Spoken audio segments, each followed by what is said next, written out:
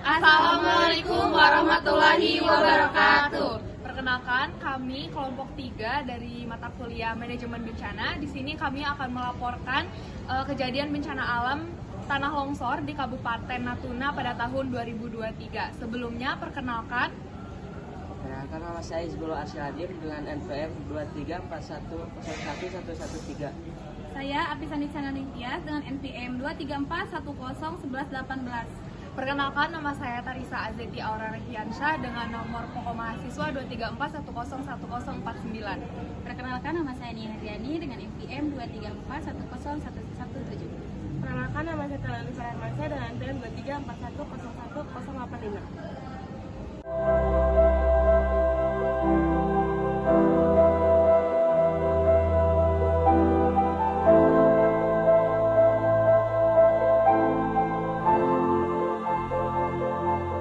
Berikut formulir pelaporan penilaian cepat kesehatan atau RHA kejadian krisis kesehatan. Pemirsa, bencana alam kembali mengguncang tanah air. Kali ini tanah longsor dahsyat melanda Kecamatan Serasan di Kabupaten Natuna, Provinsi Kepulauan Riau. Hujan deras yang mengguyur sejak 6 Maret 2023 menyebabkan lereng curam di wilayah tersebut runtuh, menimbun ratusan rumah dan mengakibatkan puluhan korban jiwa. Inilah laporan selengkapnya mengenai tragedi yang menggugah kepedulian kita semua. Deskripsi bencana. A. Kronologi. Longsor terjadi pada pukul 9 waktu Indonesia Barat di Kecamatan Serasan dipicu hujan deras sejak 6 Maret 2023. Material longsor menimbun pemukiman di Desa Pangkalan dan Desa Sungai Puluh. B. Intensitas. Longsoran menimbun 100 rumah penduduk, merusak 1 rumah ibadah, 200 meter jalan, serta jaringan listrik, komunikasi, dan air bersih. C. Penyebab lereng curam, tanah pelapukan, batuan, granodiorit, dan curah hujan ekstrim. D. Dampak korban jiwa 56 orang meninggal, data Pusat Krisis Kemenkes 6 hilang, pengungsi 1.863 jiwa tersebar di 6 posko pengungsian atau PLBN Serasan, SMAN 1 Serasan, dan lain sebagainya. Kerusakan infrastruktur, fasilitas kesehatan, puskesmas Serasan rusak berat, jalan terputus. Krisis susulan, gangguan psikososial, risiko KLB, diare, ISPA, dan kekurangan logistik. tanah longsor ini terjadi di Provinsi Kepulauan Riau, Kabupaten Natuna, Kecamatan Serasan dan Serasan Timur, Desa Pangkalan dan Sungai Buluh. Untuk penduduk yang terancam yaitu 1.863 jiwa dengan topografi berbukit lereng, curam sekitar 30% sampai dengan 45%. Untuk jumlah korban yang meninggal yakni 56 orang sesuai dengan data Pusat Krisis Kemenkes, dengan penyebab kematian yaitu tertimbun material seperti tanah, batuan, dan perpohonan. Untuk korban luka di Puskesmas Serasan yang menjalani rawat inap yakni sekitar 5 orang dengan 3 orang laki-laki dan 2 orang perempuan. Untuk yang menjalani rawat jalan yakni 20 orang dengan 12 orang laki-laki dan 8 perempuan. Dan untuk gangguan psikososial dengan 10 kasus yaitu 5 anak dan 5 orang dewasa. Di Rumah Sakit Natuna yang menjalani rawat inap yakni sekitar 10 orang dengan 6 orang laki-laki dan 4 orang perempuan. Yang menjalani rawat jalan yakni sekitar 30 orang dengan 18 orang laki-laki dan 12 orang perempuan, dan gangguan psikososial dengan 15 kasus yakni 8 orang dewasa dan 7 lansia. Kemudian ada korban hilang dengan jumlah 6 orang masih dalam pencarian per 7 Maret 2023. Dan untuk penyakit potensial kejadian luar biasa atau KLB yakni diare, ISPA, infeksi kulit, dan leptospirosis atau akibat sanitasi buruk dan genangan air. Baik, untuk selanjutnya ada fasilitas kesehatan yang rusak di Natuna karena longsor. Yang pertama ada Puskesmas Serasan, itu mengalami kerusakan yang berat dan tidak berfungsi lagi. Untuk selanjutnya ada Gedung Farmasi Dinas Kesehatan, itu mengalami rusak sedang dan masih berfungsi. Selanjutnya ada Pustu Desa Pangkalan, itu juga rusak sedang dan masih berfungsi juga. Untuk selanjutnya ada fasilitas umum. Yang pertama ada akses lokasi.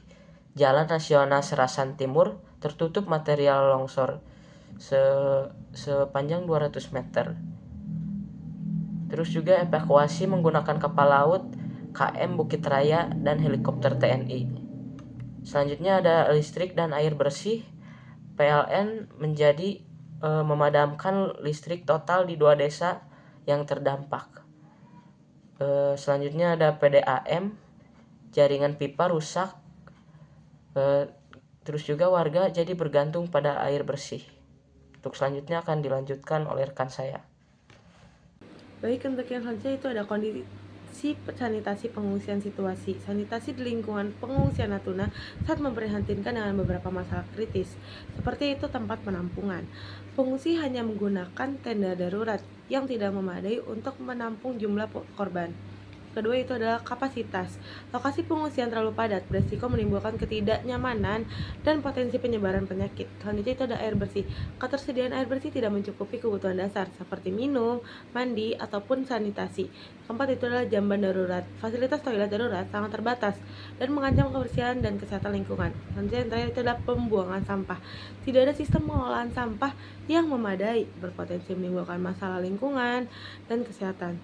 Untuk dampaknya sendiri, kondisi ini meningkatkan tingkat resiko wabah penyakit seperti diare, infeksi kulit, dan lain-lain, dan memperburuk trauma psikologis pengungsi, terutama pada anak-anak dan lansia.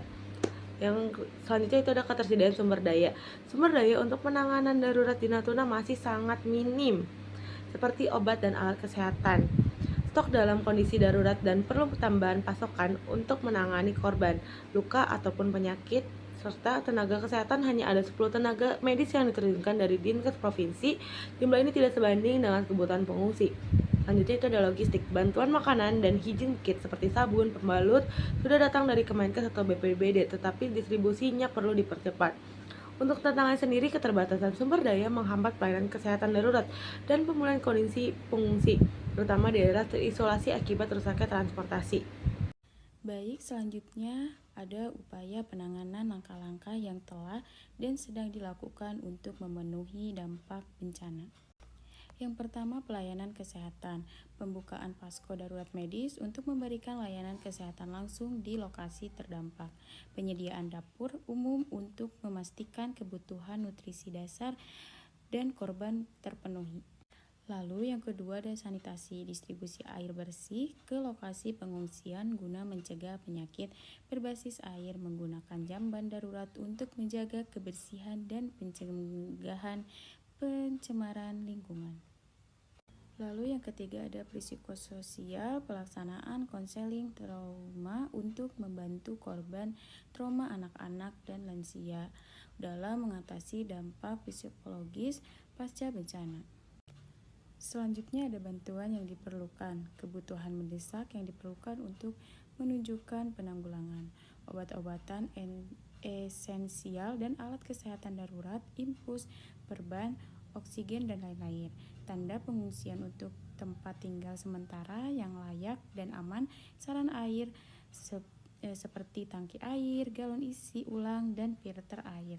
Tenaga medis menambahkan termasuk dokter, perawat, psikolog guna memperkuat pelayanan di lapangan. Selanjutnya ada rekomendasi tindakan lanjut yang disarankan untuk mempercepat pemulihan dan pencegahan risiko baru.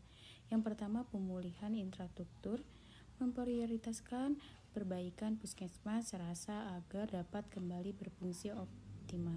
Responsi jaringan distribusi air bersih untuk memastikan ketersediaan air dalam jangka panjang. Lalu yang kedua itu pencegahan kejadian luar biasa atau KLB. Melakukan surveillance ketat terhadap penyakit menular di lokasi pengungsian seperti diare, ispa, dan penyakit kulit untuk menghindari wabah. Cukup sekian presentasi dari kelompok kami. Wassalamualaikum warahmatullahi wabarakatuh.